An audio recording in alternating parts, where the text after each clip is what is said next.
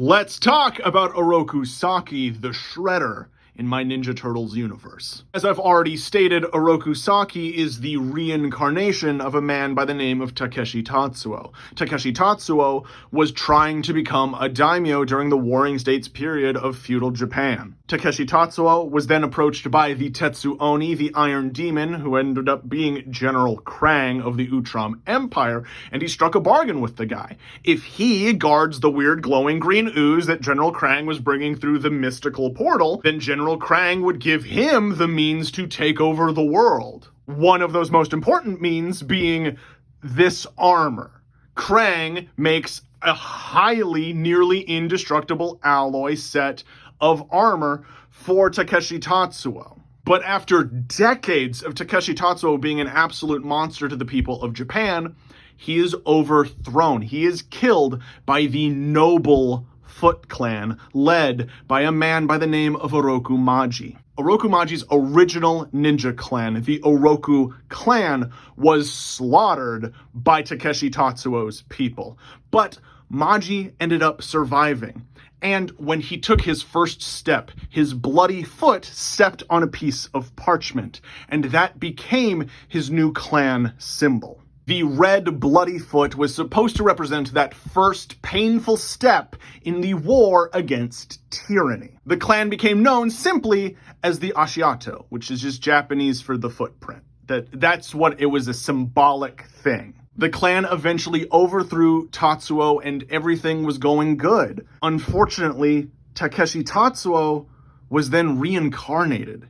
His soul was reborn as none other than Oroku Maji's own son, Oroku Saki. As Saki grew, he grew more and more violent, short-tempered, and angry. He couldn't exactly explain why, he just felt great hatred for his own father. And then one day, while out wandering in the woods, he encountered a mystical fox demon, a kitsune. Kitsune promised to explain everything to him. She gave him a kiss on the forehead, and his memories of his past life suddenly flooded back into him. And he realized why he hated his father so much, because his father was the one who killed him. As thanks for restoring his memories, the Shredder asked the Kitsune if there was anything he could do to repay her, and she said, "You have to vow to keep me by your side at all times."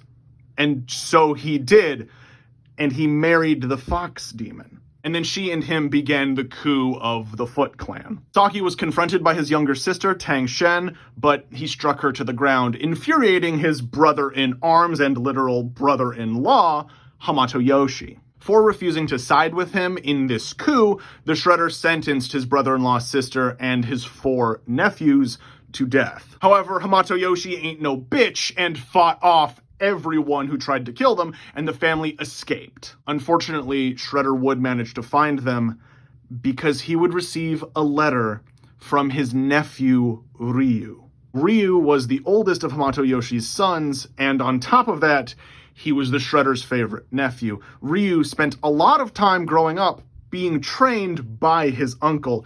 In fact, Oroku Saki was the one who named Ryu. And so when the whole family left, Ryu was upset because he wanted to stay with his uncle. And after the family had settled somewhere else, Ryu snuck off one day and he'd sent a letter to his uncle explaining where they were.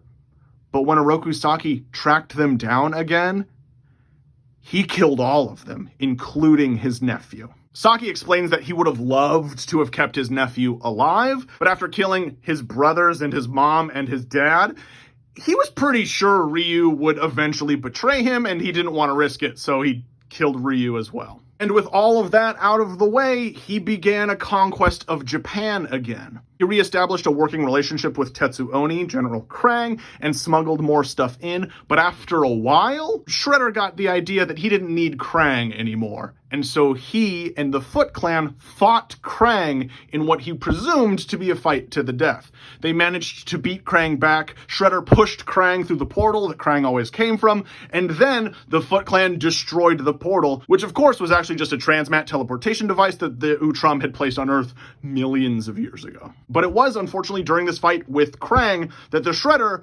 was killed again. But his wife, the demoness Kitsune, swore to him that this wouldn't be the end.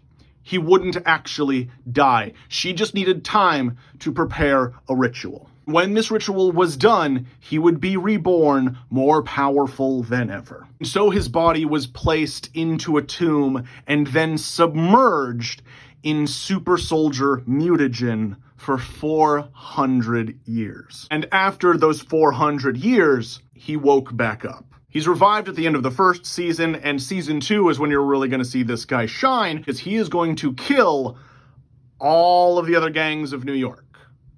This man is an old feudal Japan ninja warlord. He is going to enter onto the organized crime scene like a fucking god. By the end of season 2, he has completely taken over the city of New York. Because he is back, Hamato Yoshi and his sons vow to take this man down and overthrow the evil Foot Clan, fulfilling the promise that Hamato Yoshi made to this man before he killed him the first time, that they would get their revenge and they would restore the Foot to a clan of honor. And eventually, of course, Shredder will find out that the Turtles are his nephews reincarnated, the same with Splinter being his brother-in-law reincarnated.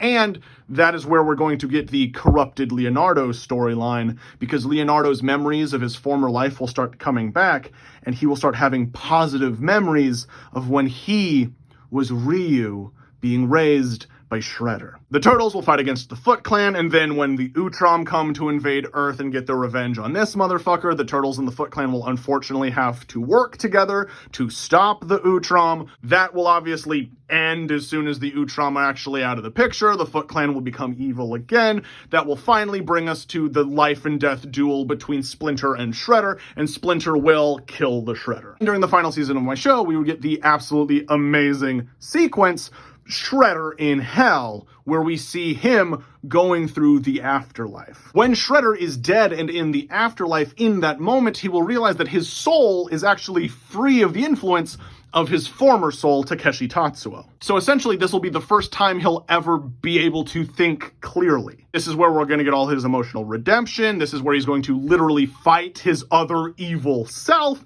And this is when Oroku Saki will kill the persona of the Shredder and once again be reborn into our world. Now he's going to have dope mystical powers from whooping too much ass in the afterlife, and he's going to be a good guy, regretful of all of the evil that he was forced to do by his demon wife and previous life. And so this good, mystically powered Shredder will team up with the Turtles to stop the dragon. And that is the Shredder in my Ninja Turtles universe.